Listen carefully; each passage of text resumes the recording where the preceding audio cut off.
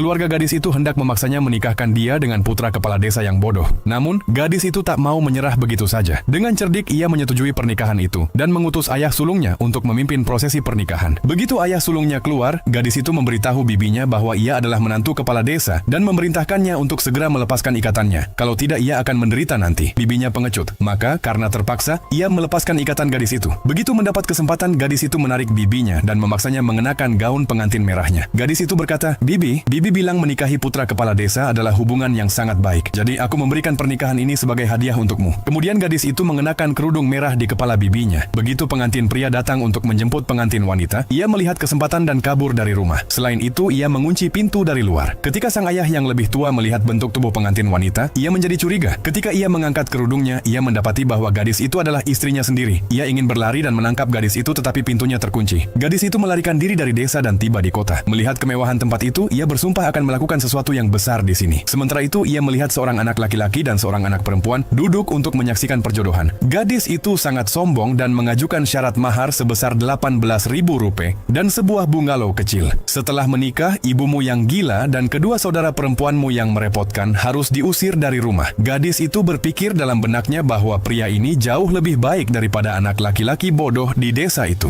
Kemudian ia langsung bertanya, apakah kamu menginginkan seorang istri? Anak laki-laki itu mengenalinya begitu melihatnya bahwa dia adalah gadis yang sama yang telah membantunya mengusir para preman di desa 3 tahun yang lalu. Karena dialah ia dapat bertemu ayahnya untuk terakhir kalinya. Gadis yang sombong itu cemburu dan mulai memaki-maki. Gadis itu menjawab, anjing, siapa yang dibiarkan lepas sampai menggonggong padaku? Ia meminta mahar 18.000. Kau mau menikah atau jadi ratu? Orang-orang mulai tertawa dan gadis sombong itu lari diam-diam. Pria dan wanita itu segera mengungkapkan identitas mereka dan langsung membuat surat nikah. Pria itu membawa gadis itu ke rumahnya. Rumah itu bersih. Ibunya juga tidak marah. Ia hanya sangat pemalu dan sederhana. Gadis itu memutuskan untuk segera mulai bekerja. Namun begitu ia keluar, wanita tetangga dan putrinya mulai mengejeknya. Gadis desa ini merampas hakmu untuk tinggal di kota. Gadis itu menjawab, kalian berdua, ibu dan anak, telah keluar untuk menghancurkan pernikahan orang lain dan membicarakan budaya. Sang suami meminta gadis itu untuk mengurus semua uang rumah. Sekarang, kamulah pemilik rumah ini. Keesokan harinya, gadis itu membuka tokonya di pasar dan mulai berjualan pakaian. Usahanya berjalan lancar. Kemudian, ibu dan anak yang sama menyebarkan berita buruk tentangnya. Dia adalah orang yang sama yang dijual oleh pamannya yang berjudi kepada putra kepala desa. Sekarang kami akan mengirimnya kembali ke sana. Paman gadis itu datang pada malam hari. Ia berkata dengan marah, kamu sudah menikah dengan putra kepala desa. Kalau begitu, kamu menjebak laki-laki di sini.